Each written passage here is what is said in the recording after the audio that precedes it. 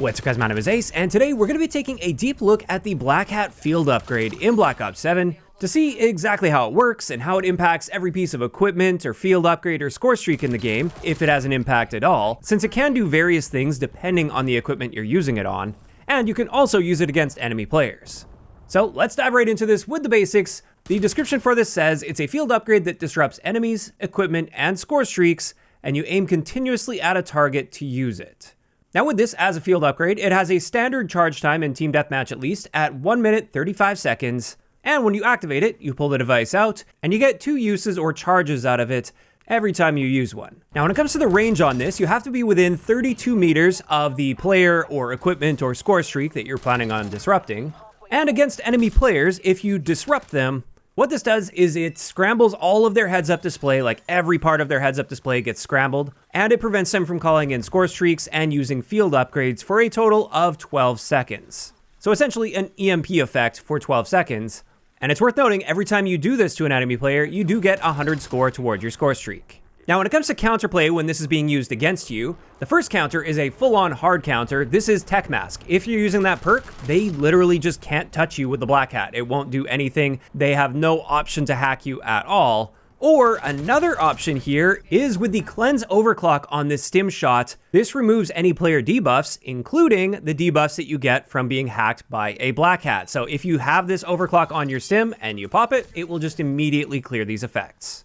Now that's just the Black Hat against enemy players, and in my eyes at least, this is generally not what you want to use the Black Hat for. It's much better against various forms of equipment. So the first thing we're going to look at here is the Black Hat against tactical and lethal equipment, at least the ones that actually persist on the map for a period of time, so it would make sense to try to hack these. When it comes to the pinpoint grenade, you will straight up steal that pinpoint grenade with the Black Hat, so it becomes yours and you get the effects of it until it's gone. Same thing with the Hunter Bot. You will steal that from the enemy player. It's now your Hunter Bot, as well as a decoy. Whereas with the Needle Drone, if you manage to get the timing right on this, which is going to be very difficult, the Black Hat will just destroy the Needle Drone in the air. For the point turret, this is another one that you'll just straight up steal, and that will now be your point turret. And then finally, with the C4, you're technically stealing the C4, but the catch here is it immediately detonates the C4 as well. So you can't like steal it and then decide whenever you want to detonate it after the fact. Like if you placed your own C4 down, it just immediately blows it up. But if it kills anyone, those are your kills. And it also can't kill your teammates at that point, although it can kill you because you can kill yourself with your own explosives. So against these forms of equipment, I would say it's most useful against something like the Hunter Bot or the point turret, things that are going to be lingering on the map for a while. After that though, let's talk about field upgrades, because the Black Hat is excellent against many of the field upgrades in the game.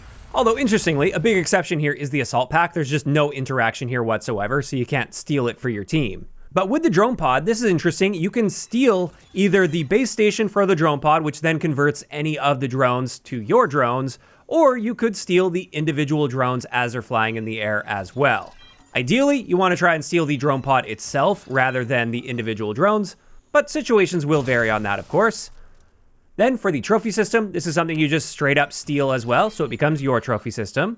For active camo, if you happen to catch an enemy using active camo, this will disrupt them, and in doing so, it disables their active camo. Then for the Echo unit, the Squad Link, the Scrambler, and the Fear Trap, for all of these, you just straight up steal them and they now belong to you.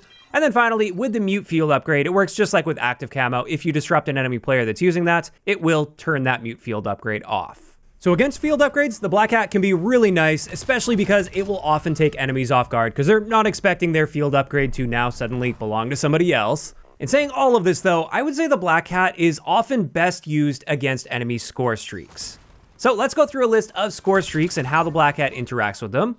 Against the RCXD, it just straight up destroys it in one charge. So pretty simple there. Then for UAVs as well as counter UAVs, this actually takes 2 charges. The first charge of your Black Hat that you use against these will disrupt them, meaning they'll still be up in the air, they'll still be flying around, but their effects are currently not working for the enemy team for a total of 10 seconds. And then after that 10 seconds, it will reactivate again, unless its overall duration has elapsed, and then it will just fly away like it normally does. Or within that 10 seconds, you can hit it again with the Black Hat to finish off that UAV or counter UAV, and you destroy it. So if you want to destroy it, it does take 2 charges.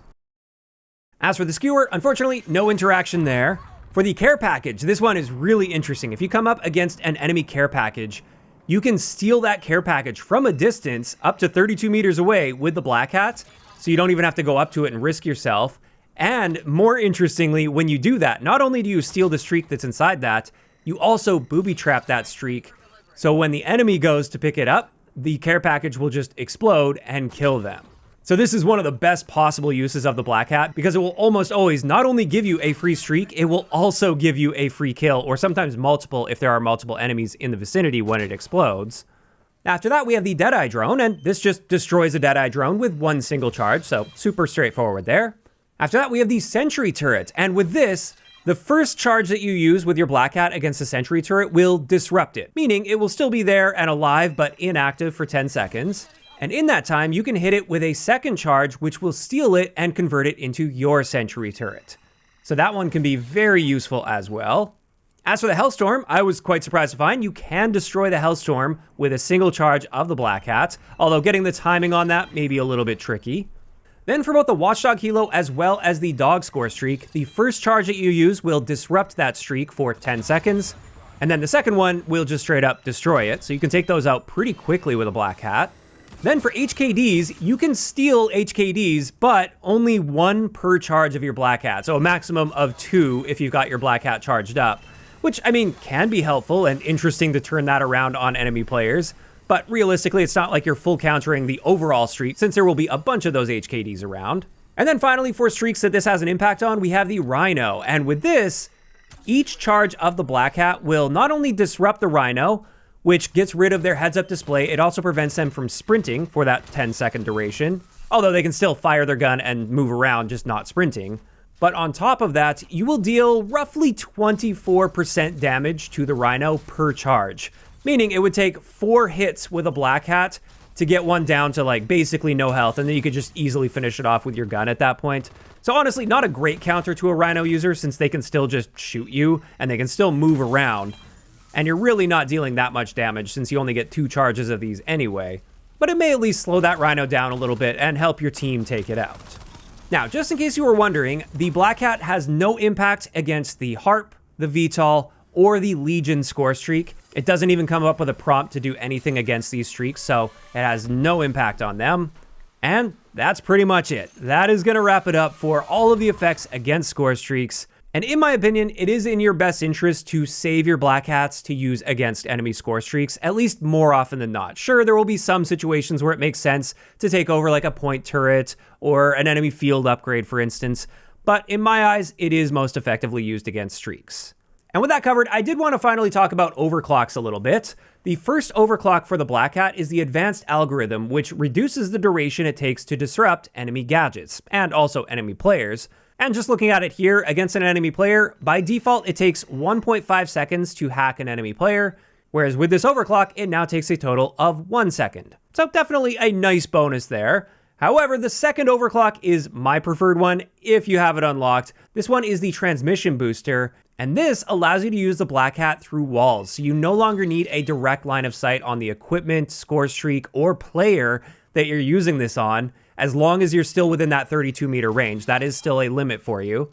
And interestingly, you can kind of use this as a soft wall hack as well. While it won't technically like highlight an enemy through a wall, you will get the indicator to disrupt an enemy through walls, so you can at least see the general location that that enemy is standing in.